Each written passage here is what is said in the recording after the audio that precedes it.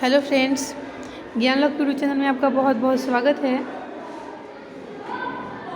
मैं आज आप लोग के लिए ईवीएस का क्वेश्चन आंसर्स लेके आई हूँ जो बार बार रिपीट होते हैं। ये प्रीवियस ईयर क्वेश्चन आंसर है। ये हमेशा एग्ज़ाम में आप लोगों के रिपीट होते हैं, पूछे जाते हैं। इसके पहले मैंने 75 तक क्वेश्चन आंसर्स ईवीएस का करवाया था। अगर आप लोग नहीं देखे हैं तो उसको जाके देखिएगा। तो ठीक है, चलते हैं हम आप क्वेश्चन की ओर। तो 76 नंबर क्वेश्चन है हमारा। सुषमा चाहती है कि उसके छात्रों को पेड़ों के संरक्षण के लिए संवेदनशील बनाया जाए। निम्नलिखित में से कौन सी ऐसा करने की सबसे उपयुक्त रणनीति है? ऑप्शन नंबर 1 कक्षा में बहस आयोजित करना। ऑप्शन नंबर 2 समूह चर्चा। ऑप्शन नंबर 3 पोस्टर बनाना। ऑप्शन नंबर 4 बच्चों को एक पौधे को अपनाने और पोषित करने में मदद करना। बताइएगा इसका सबसे उपयुक्त रणनीति क्या होगी। सबसे अधिक प्रभावशाली आंसर आप लोग को देना है। सबसे अधिक उपयुक्त पूछा है, बताइएगा इसका आंसर क्या हो जाएगा। बहुत अच्छा क्वेश्चन है। सुषमा चाहती है कि उसके छात्रों को पेड़ों संरक्षण के लिए संवेदनशील बनाया जाए। निम्नलिखित में से कौन सी ऐसा करने की रणनीति सबसे उपयुक्त होगी, बताइएगा। 76 नंबर क्वेश्चन का सबसे सटीक आंसर क्या हो जाएगा? कक्षा में बहस आयोजित करना। जी ये नहीं होगा, ये है पॉजिटिव, लेकिन सबसे अच्छा बताना है हमें। ऐसे ये आंसर गलत है नहीं, ये है पॉजिटिव, निगेटिव नहीं है, लेकिन सबसे उपयुक्त आंसर हमें बताना है, इसलिए ये नहीं होगा। समूह चर्चा, ये भी पॉजिटिव आंसर है। समूह चर्चा करने से भी बच्चे की रुचि बढ़ती है, उसकी पढ़ने में सृजनात्मकता आती है, जिससे बच्चा अधिक रुचि से सीखता है। ये भी पॉजिटिव आंसर है, लेकिन सबसे उपयुक्त आंसर हमें बताना है, इसलिए ये नहीं होगा।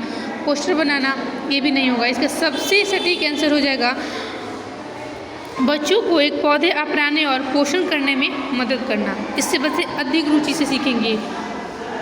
ठीक है, उनको लगेगा कि ये पौधा मेरा है, इनका पोषण करें, इनको बढ़ाएं, देखें कि कब बढ़ रहा है, कब घट रहा है। इससे उनका इंटरेस्ट क्या होगा, और भी अधिक बढ़ेगा। इसलिए सबसे ज़्यादा अच्छा उपयुक्त रणनीति हो जाएगा बच्चों को एक पौधे को अपनाने और पोषण करने में मदद करना।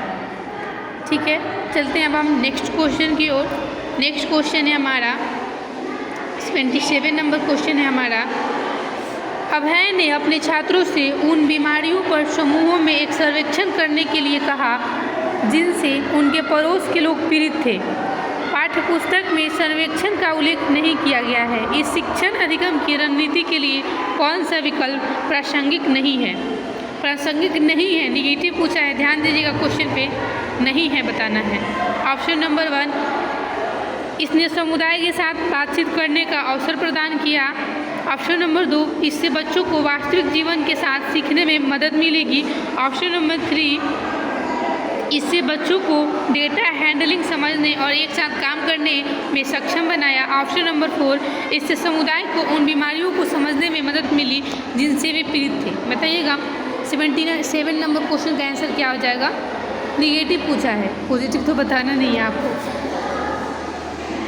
इसने समुदाय के साथ बातचीत करने का अवसर प्रदान किया। अवसर प्रदान करेंगे अगर आप, तो ये तो पॉजिटिव हो जाएगा। किसी को अवसर दे रहे हैं तो ये तो होगा नहीं, हमें निगेटिव बताना है। इससे बच्चों को वास्तविक जीवन के साथ सीखने में मदद मिलेगी, ये भी पॉजिटिव है, लेकिन हमको तो निगेटिव बताना है, इसलिए ये नहीं होगा। इसने बच्चों को डेटा हैंडलिंग समझने और एक साथ काम करने में सक्षम बनाया। ये भी पॉजिटिव आंसर है, लेकिन हमसे निगेटिव पूछा है, इसलिए ये नहीं होगा। सबसे सटीक आंसर हो जाएगा ऑप्शन नंबर 4। इससे समुदाय को उन बीमारियों को समझने में मदद मिली जिनसे वे पीड़ित थे। इसका तो कोई अर्थ ही नहीं है, इसलिए सबसे सटीक आंसर हो जाएगा ऑप्शन नंबर 4। निगेटिव पूछा था, इसलिए ऑप्शन नंबर 4 ही इसका आंसर होगा। चलते हैं हम नेक्स्ट क्वेश्चन की ओर।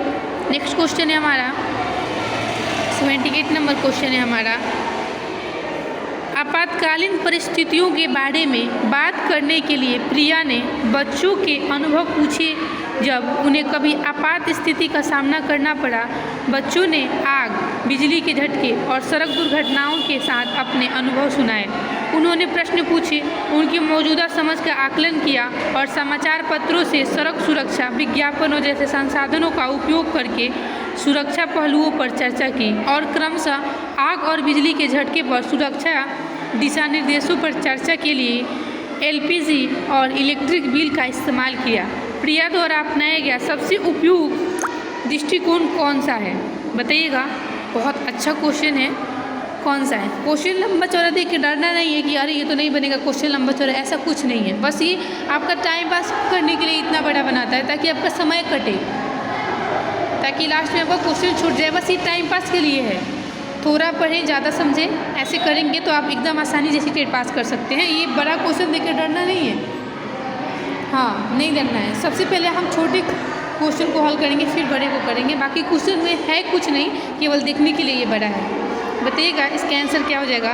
ऑप्शन नंबर 1 संज्ञानात्मक दृष्टिकोण, ऑप्शन नंबर 2 अनुभवात्मक अधिगम दृष्टिकोण, ऑप्शन नंबर 3 अन्वेषण दृष्टिकोण, ऑप्शन नंबर 4 मानववादी दृष्टिकोण। बताइएगा इसका आंसर क्या हो जाएगा? 78 नंबर क्वेश्चन का आंसर क्या होगा?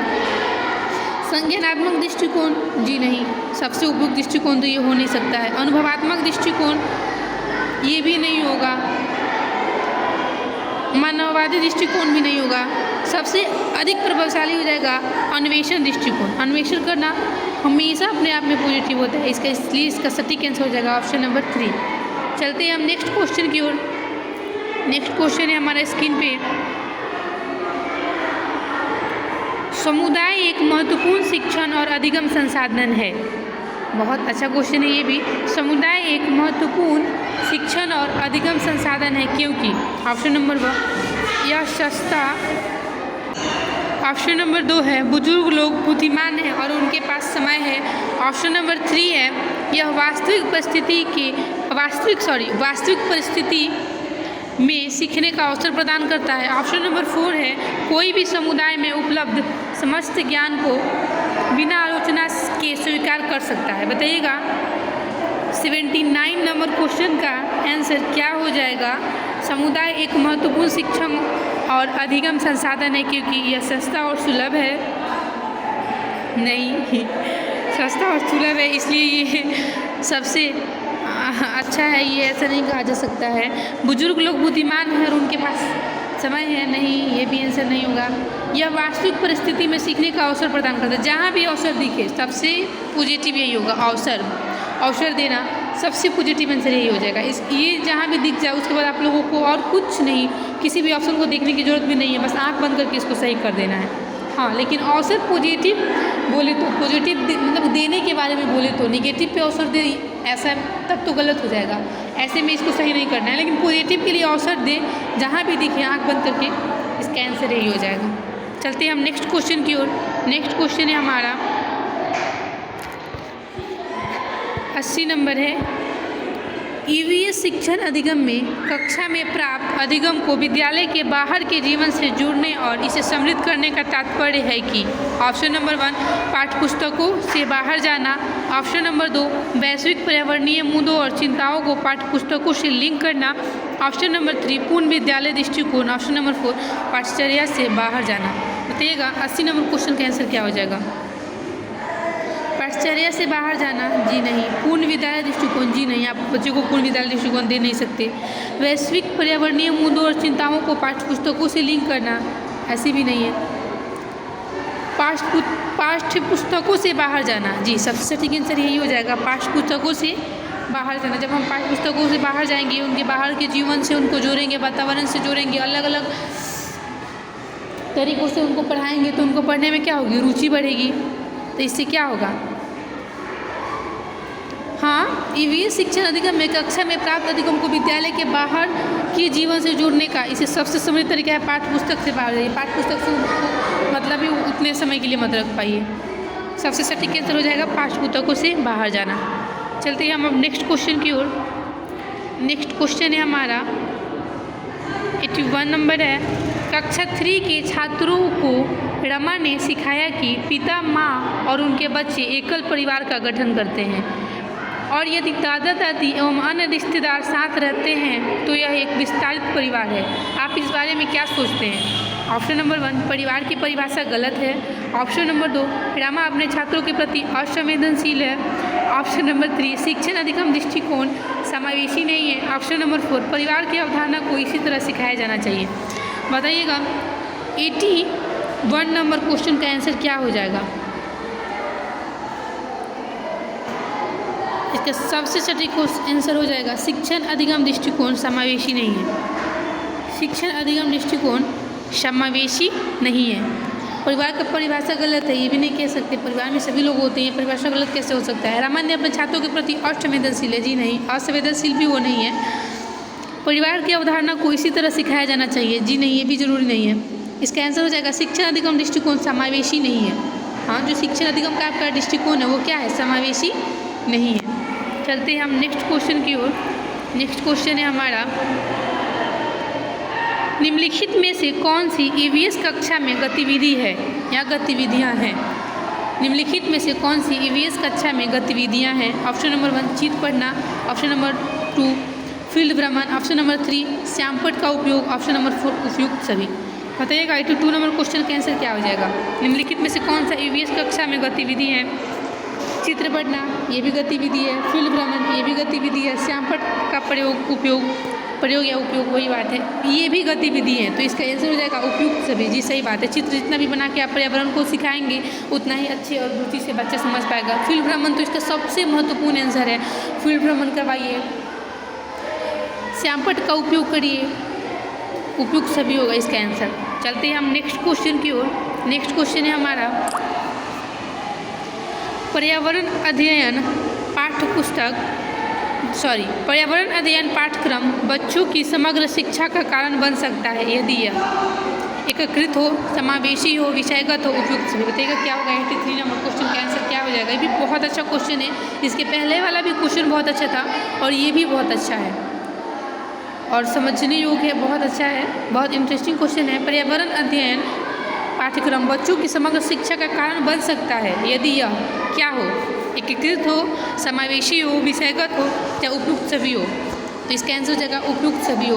पर्यावरण अध्ययन पाठ्यक्रम बच्चों का समग्र शिक्षा तभी बन सकता है जब ये एकीकृत हो, ये समावेशी हो, ये विषयगत हो। इसलिए इसका सबसे सटीक आंसर हो जाएगा ऑप्शन नंबर 4 उपयुक्त सभी। चलते हैं हम अब नेक्स्ट क्वेश्चन की ओर। नेक्स्ट क्वेश्चन है हमारा,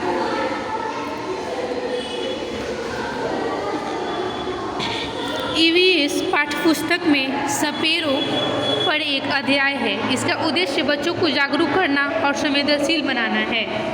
ऑप्शन नंबर 1 कि यह एक अवैध कार्य है। ऑप्शन नंबर 2 सपेरों के लिए क्योंकि बच्चे इन दिनों अक्सर उन्हें नहीं देखते हैं। ऑप्शन नंबर 3 कि सपेरे सांपों को नुकसान नहीं पहुंचाए और उन्हें अपनी आजीविका से वंचित करने से पहले विकल्पों को प्रदान करने की आवश्यकता है। ऑप्शन नंबर 4 कि पशुपालन आजीविका का अच्छा स्रोत है। बताइएगा इसका आंसर क्या हो जाएगा। 84 नंबर क्वेश्चन का आंसर क्या हो जाएगा। सबसे पॉजिटिव आंसर क्या होगा। ईवीएस पाठ्यपुस्तक में सपेरों पर एक अध्याय है। इसका उद्देश्य बच्चों को जागरूक करना और संवेदनशील बनाना है। कि यह एक अवैध कार्य है। जी नहीं, यह एक अवैध कार्य नहीं है। सपेरों के लिए क्योंकि इन दिनों अक्सर उन्हें नहीं देखते हैं। नहीं, ये कोई महत्वपूर्ण पॉइंट नहीं है कि सपेरों के लिए है और इन दिनों अक्सर वो नहीं दिखते हैं। नहीं, ये भी नहीं होगा। संवेदनशील बनाना है कि पशुपालन, ये भी नहीं होगा। 4 नंबर भी नहीं होगा। इसका सबसे सटीक आंसर हो जाएगा ये संवेदनशील बनाना है कि सपेरे सांपों को नुकसान नहीं पहुंचाए और उन्हें अपनी आजीविका से वंचित करने से पहले विकल्पों को प्रदान करने की आवश्यकता है। सबसे सटीक आंसर हो जाएगा ऑप्शन नंबर 3। चलते हैं हम अब नेक्स्ट क्वेश्चन की ओर। नेक्स्ट क्वेश्चन है हमारा 85 नंबर, विद्यालय में मिड डे मील के समय के लिए कौन सा सबसे प्रासंगिक है। वाह, बहुत अच्छा क्वेश्चन है। विद्यालय में मिड डे मील के समय के लिए कौन सा सबसे प्रासंगिक है। ऑप्शन नंबर 1 शिक्षण अधिगम के साथ इसका कोई लेना देना नहीं है। ऑप्शन नंबर 2 यह ईवीएस शिक्षण अधिगम के लिए एक अच्छा शिक्षण अधिगम का अवसर है। ऑप्शन नंबर 3 यह उन बच्चों के लिए है जो विद्यालय में खाली पेट आते हैं। ऑप्शन नंबर 4 यह शिक्षण अधिगम के बहुत ही मूल्यवान समय को बर्बाद करता है। बताइएगा 85 नंबर क्वेश्चन का आंसर क्या हो जाएगा। मिड डे मील, विद्यालय में मिड डे मील समय कौन सा प्रासंगिक है ये बताना है आपको। विद्यालय में मिड डे मील के समय के लिए कौन सा सबसे प्रासंगिक है। शिक्षण अधिगम के साथ इसका कोई लेना देना नहीं है। नहीं, ये तो इसका आंसर नहीं हुआ कि लेना देना नहीं है शिक्षण अधिगम के साथ इसका लेना देना है। ये कलर अच्छा नहीं लग रहा है इसलिए इसको चेंज करते हैं। यह ईवीएस शिक्षण अधिगम के लिए एक अच्छा शिक्षण अधिगम का अवसर देता है। जी बिल्कुल सटीक आंसर इसका यही हो जाएगा। यह ईवीएस शिक्षण अधिगम के लिए एक अच्छा शिक्षण अधिगम अवसर देता है। ईवीएस में खाद्य पदार्थों से जुड़ी बातें वो सीखेंगे, किसमें क्या पड़ता है, कैसे, ये सब सीखेंगे। इसलिए इसका सबसे सटीक आंसर हो जाएगा यह ईवीएस शिक्षण अधिगम के लिए एक अच्छा शिक्षण अधिगम का अवसर देते हैं। यह उनके लिए है जो विद्यालय में खाली पेट आते हैं। इसका तो कोई अर्थ ही नहीं है जी, ऐसा नहीं है, कोई बच्चा विद्यालय में खाली पेट नहीं आएगा। यह शिक्षण अधिगम के बहुत ही मूल्यवान समय को बर्बाद करता है, ऐसा भी नहीं कहा जा सकता है, बर्बाद नहीं करता है, बल्कि ये पॉजिटिविटी देता है ताकि बच्चे स्कूल आए, पढ़ें। तो सबसे सटीक इसका आंसर हो जाएगा ऑप्शन नंबर 2। चलते हैं हम अब नेक्स्ट क्वेश्चन की ओर। नेक्स्ट क्वेश्चन है हमारा 86 नंबर। पर्यावरण अध्ययन के संदर्भ में बोझ के बिना सीखना क्या बताता है? बहुत अच्छा क्वेश्चन है। पर्यावरण अध्ययन के संबंध में बोझ के बिना सीखना क्या बताता है? ऑप्शन नंबर 1 स्कूल बैग का कम वजन। नहीं, ऐसा नहीं है, ये नहीं सिखाता है। ऑप्शन नंबर 2 ईवीएस पाठ्य पुस्तकों में अध्यायों की कम संख्या। नहीं, ये भी नहीं हो सकता है।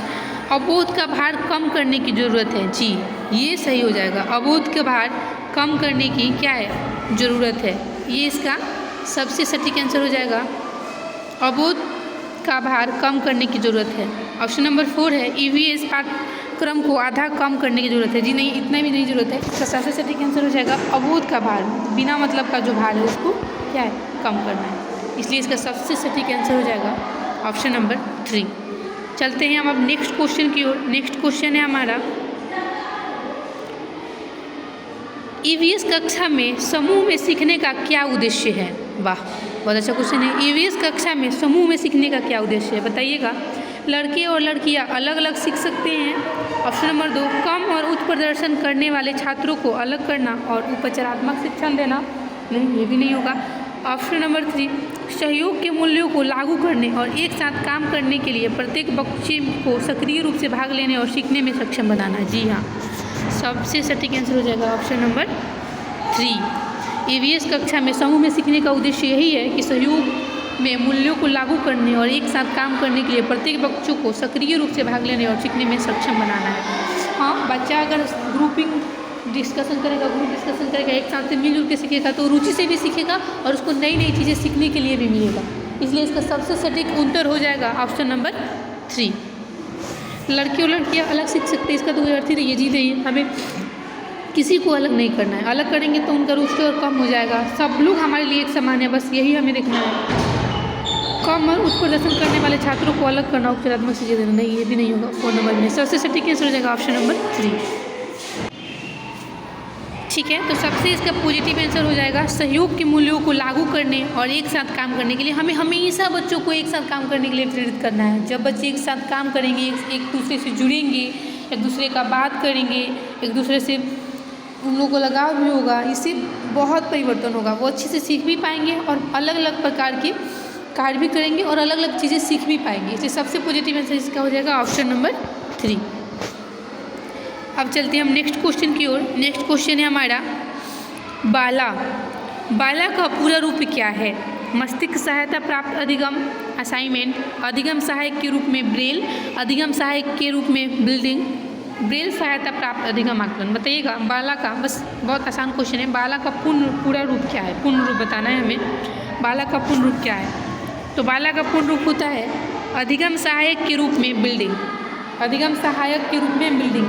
बाला मिशन इसलिए लागू हुआ था कि जैसे अधिगम है उस हिसाब से क्या है, बिल्डिंग बनाया जाए, बच्चों के लिए स्कूल बनाया जाए, अलग अलग कक्षा बनाया जाए, लाइब्रेरी बनाया जाए और कंप्यूटर के लिए अलग रूम बनाया जाए, पढ़ने के लिए अलग बनाया जाए, खेल कूद के लिए ग्राउंड अलग बनाया जाए।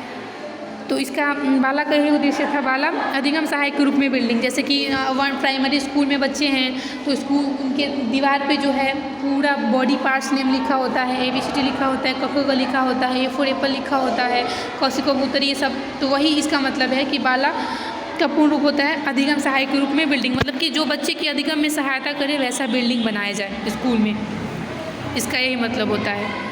ठीक है, तो इसका आंसर हो जाएगा अधिगम सहायक के रूप में बिल्डिंग, ऑप्शन नंबर 3। चलते हैं हम अब नेक्स्ट क्वेश्चन की ओर। नेक्स्ट क्वेश्चन है हमारा वैकल्पिक ढांचे का क्या अर्थ है? वैकल्पिक ढांचे का क्या अर्थ है? ऑप्शन नंबर 1 विभिन्न भौतिक घटनाओं का पाठ्य पुस्तक स्पष्टीकरण। ऑप्शन नंबर 2 विचार जो अवधारणाओं के औपचारिक रूप से स्वीकृति स्पष्टीकरण से अलग है। ऑप्शन नंबर 3, वर्तमान में वैज्ञानिकों और सामाजिक वैज्ञानिकों द्वारा आयोजित विचार। ऑप्शन नंबर 4, सभी विचार जो दृढ़ता से बच्चों द्वारा अर्जित किए जाते हैं। बताइएगा वैकल्पिक ढांचे का क्या अर्थ होता है। विभिन्न भौतिक घटनाओं का पाठ्य पुस्तक स्पष्टीकरण। जी नहीं, वैकल्पिक ढांचे का मतलब ये नहीं होता है। वर्तमान में वैज्ञानिकों और सामाजिक वैज्ञानिकों द्वारा आयोजित विचार। जी नहीं, ये तो बच्चा वैज्ञानिक द्वारा आयोजित विचार और सामाजिक, ये तो बच्चा समझ ही नहीं पाएगा। सभी विचार जो दृढ़ता से बच्चों द्वारा अर्जित किए जाते हैं। नहीं, सभी विचार नहीं है, ये भी नहीं है, ये भी नहीं है। 89 नंबर क्वेश्चन का आंसर हो जाएगा ऑप्शन नंबर 2। वैकल्पिक ढांचे का अर्थ होता है विचार जो अवधारणाओं के अनौपचारिक रूप से स्वीकृत स्पष्टीकरण से अलग है। विचार जो अवधारणाओं के अनौपचारिक दृष्टिकोण से क्या है, स्वीकृति से क्या है, स्पष्टीकरण से अलग है। इसका सबसे ठीक आंसर हो जाएगा ऑप्शन नंबर 2। चलते हैं हम नेक्स्ट क्वेश्चन और लास्ट क्वेश्चन की ओर। महिलाओं पुरुषों की तुलना में कमजोर है, यह एक डैश डैश है। मिथक है, वैज्ञानिक तथ्य है, रूढ़िबद्ध धारणा है, अंधविश्वास है। बताइएगा। बहुत अच्छा क्वेश्चन है। महिलाएं पुरुषों की तुलना में कमज़ोर है या एक जो भी महिलाएं होंगी सोचेंगी कि हम लोग को हर जगह कमजोरी बताया जाता है। ऐसा कुछ नहीं है, आप लोगों को यहाँ कमज़ोर नहीं बताया जा रहा है। महिलाएं कभी भी कमज़ोर नहीं होती हैं। महिलाएं हमेशा आगे रहती हैं और आगे ही रहेंगी और आगे बढ़ भी रही हैं। बस ये क्वेश्चन में पूछा गया है, आप लोग बताइएगा कि महिलाएं पुरुषों की तुलना में कमज़ोर है, यह एक क्या है। मिथक है, वैज्ञानिक तथ्य है, रूढ़िवादी धारणा है, अंधविश्वास है। यह एक अंधविश्वास है क्या, या मिथक है, वैज्ञानिक तथ्य या रूढ़िवादी धारणा है। बताइए क्या है, आप लोगों को क्या लगता है बताइए। ये क्वेश्चन मैं आप लोगों पे छोड़ती हूँ, बताइए। इसका आंसर कमेंट बॉक्स में आप लोग बताइएगा या मैं नेक्स्ट क्लास में इसका आंसर दूँगी। आप लोग इसका आंसर ज़रूर बताइएगा कमेंट बॉक्स में। लड़की और लड़कियाँ दोनों बताएंगे, पुरुष और महिलाएँ सभी लोग इस क्वेश्चन का आंसर देंगे। मैं देखना चाहती हूँ कि कौन क्या सोच रहे हैं इसके बारे में, किनका क्या कहना है, क्या तात्पर्य है। ज़रूर इसका कमेंट बॉक्स में आंसर दीजिएगा। तो हम अपना सेशन यहीं पे समाप्त करते हैं। और ये हमारा ईवीएस का दूसरा क्लास है। इसके पहले भी मैंने इसके पहले वाला क्लास दिया है, उसमें भी हमने 15 क्वेश्चन करवाए हैं जो काफ़ी महत्वपूर्ण हैं। ये प्रीवियस ईयर क्वेश्चन आंसर है जो पहले एग्ज़ाम में आए हुए हैं और ये बार बार आते हैं आपके एग्ज़ाम में। ये आप पढ़ के जाइएगा, मेरा गारंटी है इससे बाहर कुछ नहीं आएगा। ये पढ़िएगा, ज़रूर सीटेट पास होइएगा। इस बार सीटेट पास, यही हमारा मिशन है, इस बार सीटेट पास। केवल हमें आप लोगों की सपोर्ट की ज़रूरत है। आप लोग हमें सपोर्ट करें, लाइक शेयर एंड सब्सक्राइब करें ताकि हमारा मोटिवेशन ऐसा हमेशा बना रहे, ताकि हम हमेशा चाहें आप लोग के सामने आए और नई नई मोटिवेशन के साथ, नई नई उम्मीदों के साथ आप लोग के साथ आएँ, जुड़े रहें। इसलिए आप हमें लाइक शेयर एंड सब्सक्राइब कीजिएगा। तब तक के लिए बाय, मिलते हैं हम आपसे नेक्स्ट क्लास में। Thank you.